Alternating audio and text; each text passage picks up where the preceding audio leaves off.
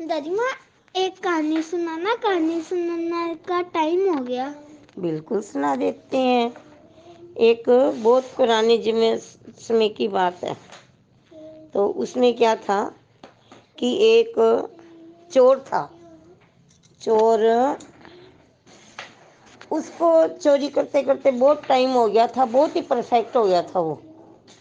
तो वो ये सोचता था, भाई मैंने इतने हीरे जवाहरात चोरी कर लिए, मैंने इतना धन चोरी कर लिया, लेकिन उसकी आत्मा उसको स्वीकार नहीं कर रही थी। वो सोचता था भी मेरे को ये छोड़ देना चाहिए, ये काम छोड़ देना चाहिए, लेकिन वो छोड़ नहीं सकता था उसको। उसने कई बार समाधि भी ले ली, कई कई दिन किसी से बात नहीं करता था, चुप रहता था, घर से दूर रहता था, कहीं कभी किसी रिश्तेदार के घर चला गया, लेकिन जब वापस आया तो फिर चोरी करने चल पड़ता। अब एक बार उसने सोचा, भाई मैं किसी साधु महात्मा के पास जाता हूँ और वहां जाकर उनको क्या कहूँगा, भाई मैं ये गंदा काम, गलत काम करना छोड़ दूं, ऐसी कोई मेरे को तरकीब बताओ, मेरे को कोई उपाय बताओ। अब साधु संत कहते हैं भी तू चोरी करता है तो तू, तेरे को पता है भी ये काम गलत है, तो तू अपने आप ही छोड़ दे। वो कहता है मैंने तो बहुत बार कोशिश करी है, लेकिन मैं छोड़ ही नहीं सकता। कहते नहीं, आप कोई उपाय करो, आप मेरे को बताओ भी मैं कैसे छोड़ सकता हूँ। तो और मैं हूँ बहुत प्रसिद्ध चोर हूँ पूरा, मेरी प्रसिद्धि इतनी बढ़िया है, इतनी अच्छी है भी मेरे को कोई नहीं पकड़ सके आज तक। और जिसके भी घर में चोरी करता हूँ, अगर मान लिया उसको पता लग जाए भी ये इस चोर ने चोरी की है, लेकिन फिर भी वो मेरा नाम नहीं बताता, मेरे से सारे डरते हैं। तो कहने लगा, कहता है भी आप मेरे को कोई उपाय बताओ। तो वो कहने लगा, कहता है भी जो सच में ही वास्तव में ही धनवान होता है ना, जिसके पास खूब सारा पैसा होता है, मैं उसी के घर चोरी करता हूँ, नत्थु गहरे के घर में चोरी नहीं करता। अरे गहरे नत्थु खैरे के घर में चोरी नहीं करता। दादी माँ, वो कहने लगे, नथु गहरा कौन होता है? यानी ऐसा वैसा आदमी। मैं उसी घर में चोरी करता हूँ जिसमें खूब सारा पैसा होता है, वो जो असल में धनवान होता है। अब तो वो कहने लगे, कहते हैं मैं तुमसे पूछता हूँ भी तुम पहले चोरी करना छोड़ दो। वो कहता है मैंने तो कई बार छोड़ दी, और छोड़ भी देता हूँ और फिर दोबारा करने लग जाता हूँ, क्योंकि जो चोरी है वो एक मेरा धन कमाने का साधन बन गया है, मैं उसको छोड़ ही नहीं सकता। बहुत नियम संयम कसमें खाई हैं, बहुत दफा मैंने कसमें खा के तोड़ भी दी, हर बार चित्त आत्मग्लानि से भर जाता है, मैं फिर चोरी करने लग जाता हूँ। नागार्जुन कहने लगे, कहते तूने फिर अब तक किसी महात्मा या महात्मा का सत्संग नहीं सुना?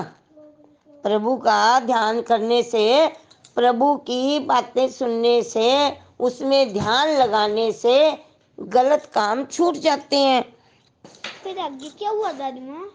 फिर आगे वो कहने लगा कि तू मेरे को एक बात बता, चोरी करना से डरना, तू जितना चाहे भी जो जी भर के चोरी कर ले, तेरे को डर नहीं लगता? कहते मेरे को कोई डर नहीं लगता।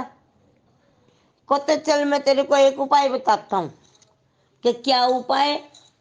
कहते तू आज से ही खूब जी भर के चोरी कर। कहते हैं ये क्या बताया आपने मेरे को? कहते हाँ। उसने तो बात उसके चौंक गया, वो कहने लगा जी भर के चोरी जी भर के चोरी करूं तो फिर मैं सुधरूंगा कैसे? नागार्जुन ने कहा तुम जिस टाइम चोरी करो उस टाइम एक बात होश में रखना, क्या कि जो मैं चोरी कर रहा हूँ ये सामान मेरा नहीं है, ये हीरे जवाहरात मेरे नहीं हैं, ये किसी दूसरे व्यक्ति के हैं और मैं इनको चोरी कर रहा हूँ। ये रुपया पैसा जेवर ये सब मेरे नहीं हैं, ये किसी और के हैं। इतना होश रख के और तो चोरी कर ले। आगे क्या हुआ? आगे फिर वो चोरी करने के लिए चला गया।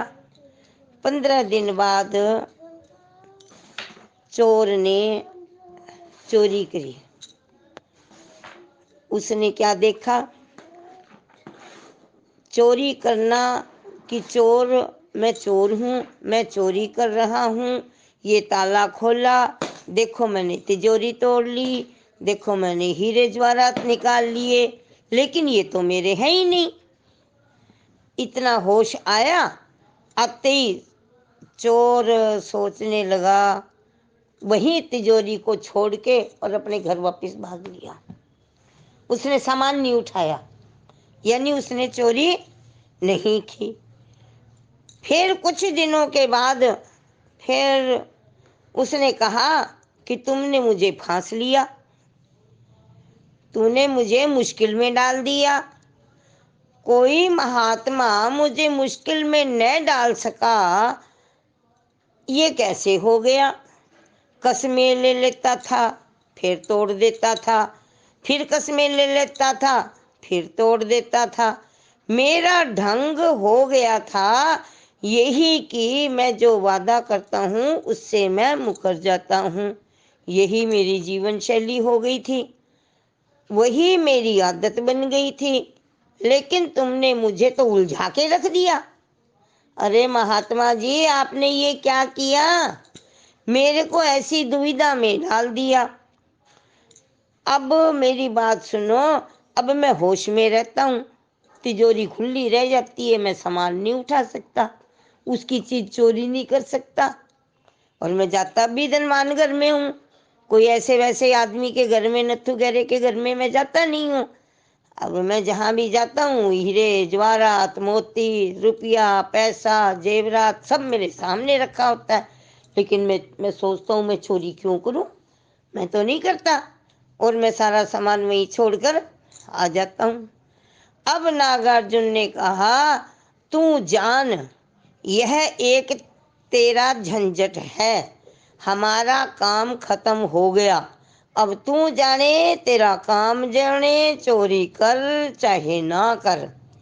अब तुझे बचाना हो, होश बचाना हो तो होश में बचा लो।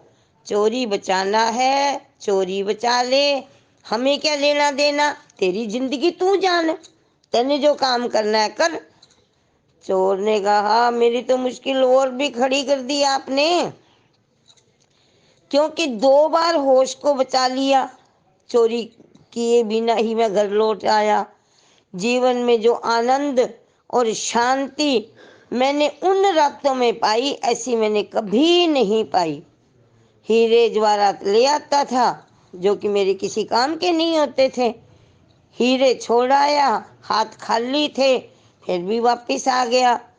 अंदर कुछ शरीर में झंझनाहट हो रही थी, एक आनंद, एक गुदगुदाहट मेरे शरीर में थी।